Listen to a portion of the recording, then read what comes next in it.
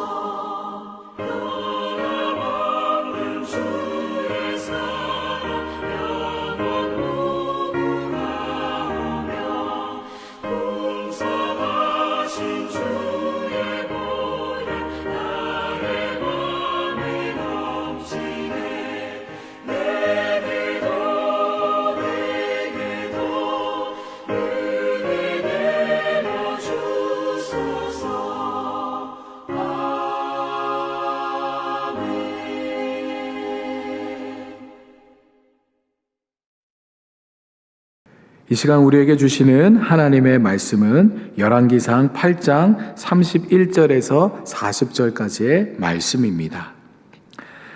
만일 어떤 사람이 그 이웃에게 범죄함으로 맹세시킴을 받고 그가 와서 이 성전에 있는 주의 제단 앞에서 맹세하거든 주는 하늘에서 들으시고 행하시되 주의 종들을 심판하사 악한 자의 죄를 정하여 그 행위대로 그 머리에 돌리시고 의로운 자를 의롭다 하사 그의 의로운 바대로 갚으시옵소서.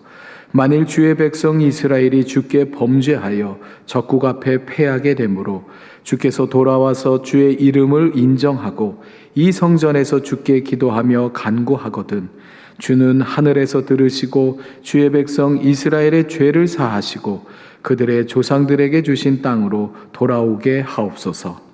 만일 그들이 주께 범죄함으로 말미암아 하늘이 닫히고 비가 없어서 주께 벌을 받을 때에 이곳을 향하여 기도하며 주의 이름을 찬양하고 그들의 죄에서 떠나거든 주는 하늘에서 들으사 주의 종들과 주의 백성 이스라엘의 죄를 사하시고 그들이 마땅히 행할 선한 길을 가르쳐 주시오며 주의 백성에게 기업으로 주신 주의 땅에 비를 내리시옵소서.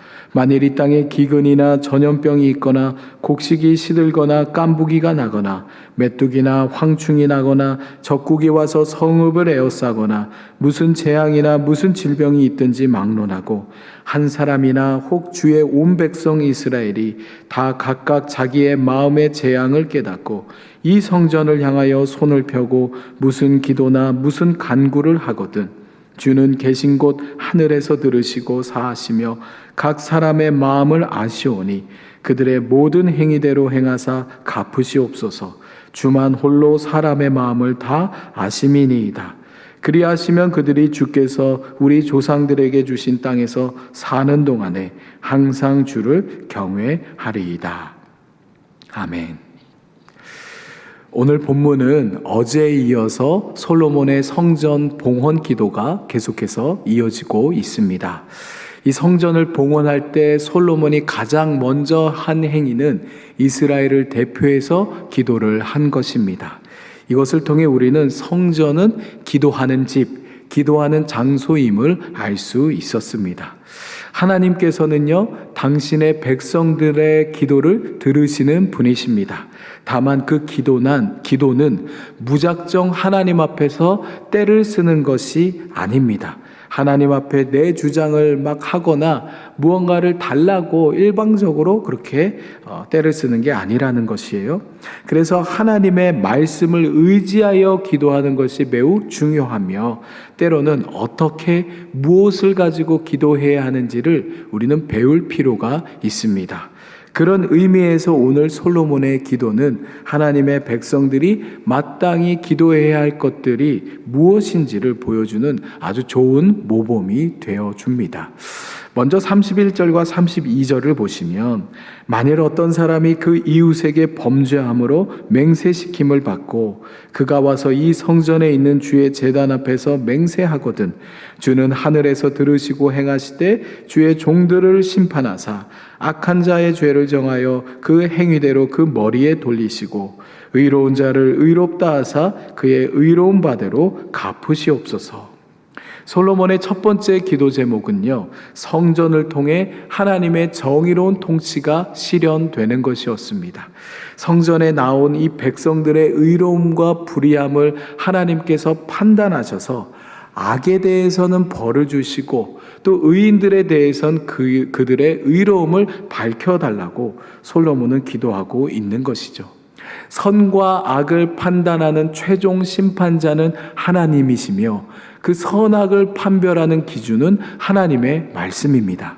솔로몬은 이 성전을 통하여서 이 같은 하나님의 정의로운 통치가 이루어지기를 기도하고 있는 것이죠. 우리의 삶도 마찬가지입니다. 하나님께서는요, 모든 것을 듣고 보고 계십니다. 그리고 반드시 인간들이 행한 일에 대하여 그 자신에게 책임을 물으실 것이에요. 우리의 모든 불의와 거짓은 하나님 앞에 숨길 수 없습니다. 그래서 오늘 본문에 나오는 이 솔로몬의 기도에는 죄의 용서를 구하는 회개의 기도가 반복해서 나오고 있는 것이에요. 그러니 모두에게 가장 우선적으로 요청되는 것은 바로 회개의 기도입니다. 우리가 하나님 앞에 서기 위해서는 우리의 죄의 문제를 해결해야 되기 때문이에요. 죄의 문제가 해결되지 않는 상태에서 하나님 앞에 아무리 기도한다 한들 하나님께서는 그 기도를 기뻐하시지 않으십니다. 이어지는 33절과 34절에도 마찬가지예요. 만일 주의 백성 이스라엘이 주께 범죄하여 적국 앞에 패하게 되므로 주께로 돌아와서 주의 이름을 인정하고 이 성전에서 주께 기도하며 간구하거든 주는 하늘에서 들으시고 주의 백성 이스라엘의 죄를 사하시고 그들의 조상들에게 주신 땅으로 돌아오게 하옵소서. 우리는 우리 개인의 죄만이 아닌 나라와 민족, 공동체를 위한 중보 기도를 할 수 있어야 합니다. 중보 기도를 할 적에도 빼놓지 말아야 할 것이 이 공동체의 죄 용서를 위한 회개의 기도입니다. 하나님께서는요, 범죄한 이스라엘을 심판하실 때 오늘 33절처럼 전쟁을 도구로 사용하시기도 합니다. 전쟁에서 지게 되면요, 삶의 터전을 빼앗기게 되고 자유를 잃어버리고 포로로 살아가야 합니다. 이스라엘에게 있어서 땅이라는 것은요, 하나님이 주신 약속의 선물이기 때문에 이 땅을 잃어버린다는 것, 땅을 빼앗긴다라는 것은 하나님의 복 복과 임재가 떠났다라는 것을 의미합니다. 그러니 이스라엘은요, 전쟁에서의 승패를 신앙적으로 해석하였고, 전쟁에서 지는 경우에는 자신들의 공동체 가운데 하나님께 불의를 행한 적이 없었는지를 돌아보곤 했습니다. 우리는요, 혼자 살아가는 것이 아니에요. 우리는 반드시 공동체 가운데서 살아가게 됩니다. 그러나 그 공동체가 불의로 오염되어 있다면 그 불의한 세상 속에서 혼자 의롭게 산다라는 것은 쉬운 일이 아닐 거예요. 그러니 우리는요, 내가 속한 공동체를 위해서 기도해야 하는 것이에요.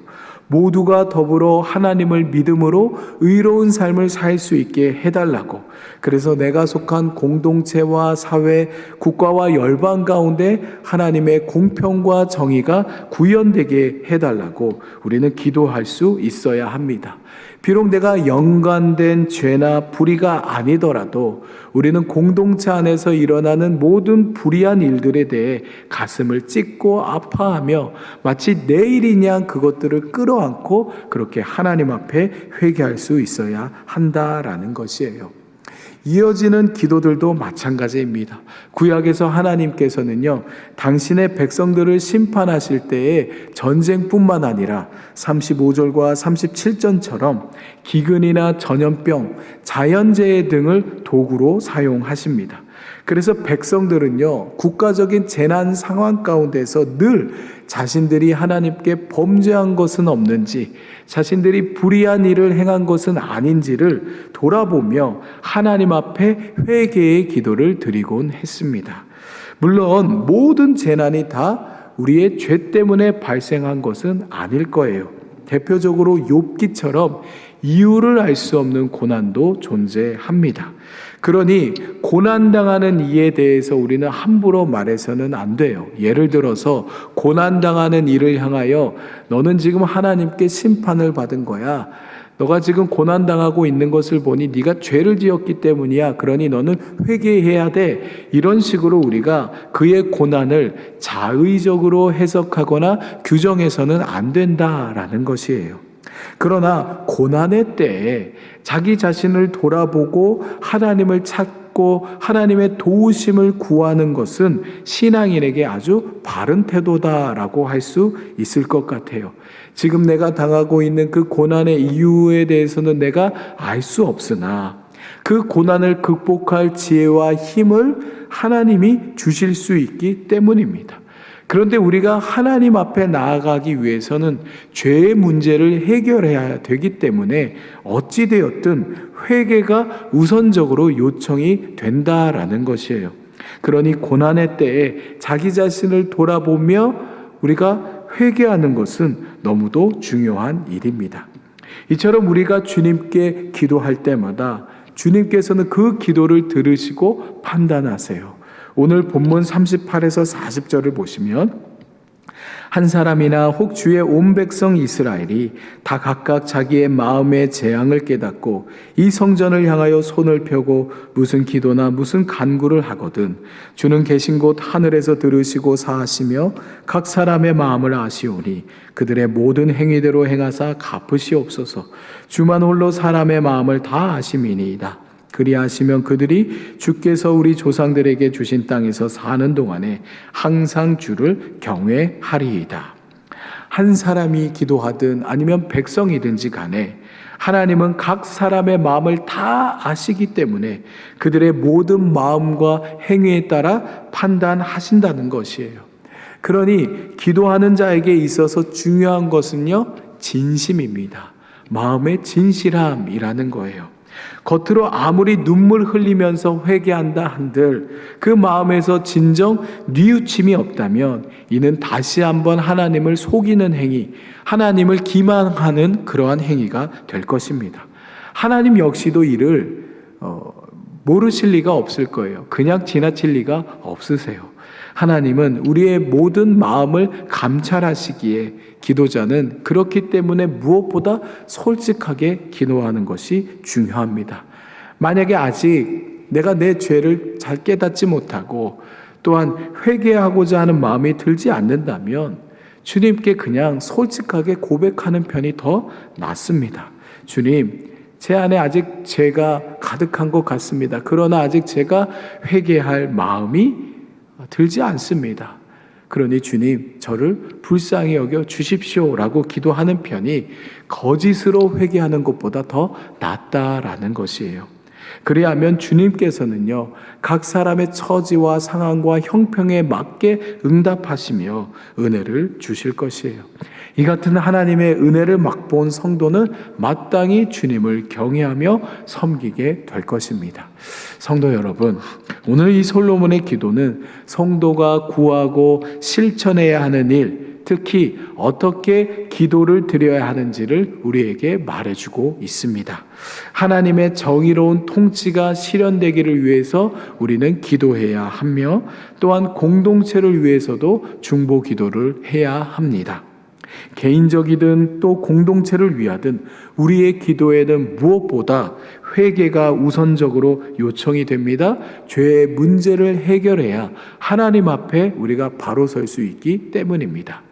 신약을 살아가는 우리가 매 기도 때마다 예수님의 이름을 의지하여 그분의 이름으로 기도하는 것도 예수님께서 우리의 죄의 문제를 해결해 주셨기 때문이에요. 예수님 덕분에 우리가 하나님 앞에 나아갈 담대함을 얻었기에 우리는 기도할 때마다 예수님을 의지할 수밖에 없는 것입니다. 성도는 이처럼 늘 주님께서 주신 용서와 은혜를 기억할 수 있어야 합니다. 그리고 그 은혜를 힘입어 하나님 앞에 담대히 기도할 수 있어야 합니다. 나 자신을 위해서 기도할 뿐 아니라 우리들의 공동체를 위해서도 기도할 수 있어야 합니다. 오늘 주일을 맞아서 우리가 예배당에서 만나게 될 또 만난 그 주님의 자매 형제들을 위해 우리가 기도할 수 있기를 바랍니다. 더 나아가 일상의 삶에서 우리가 더불어 살아갈 우리의 이웃들을 위해서도 우리가 두 손을 모을 수 있기를 바랍니다. 주님께서 우리의 기도를 통하여서 우리 자신뿐만 아니라 우리의 가정 또 우리의 일터와 또 우리의 이웃과 교회 공동체 가운데 크신 은혜를 주시기를 바랍니다.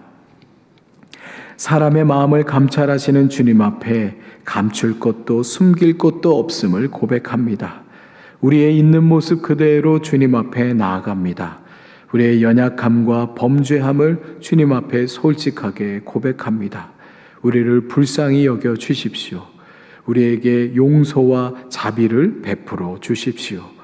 주님, 나 자신뿐 아니라 나의 가정, 교회, 내가 속한 공동체와 이 나라, 이 민족 또한 굽어 살펴주시기를 원합니다.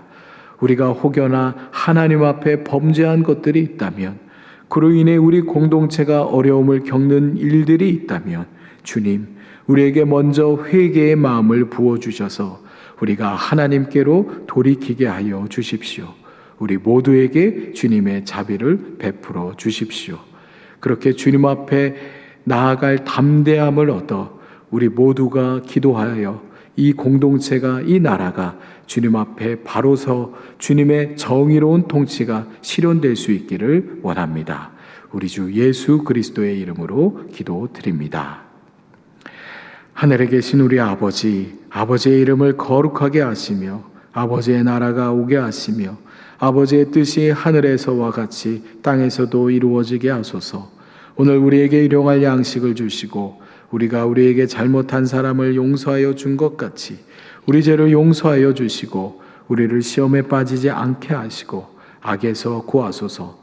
나라와 권능과 영광이 영원히 아버지의 것입니다. 아멘.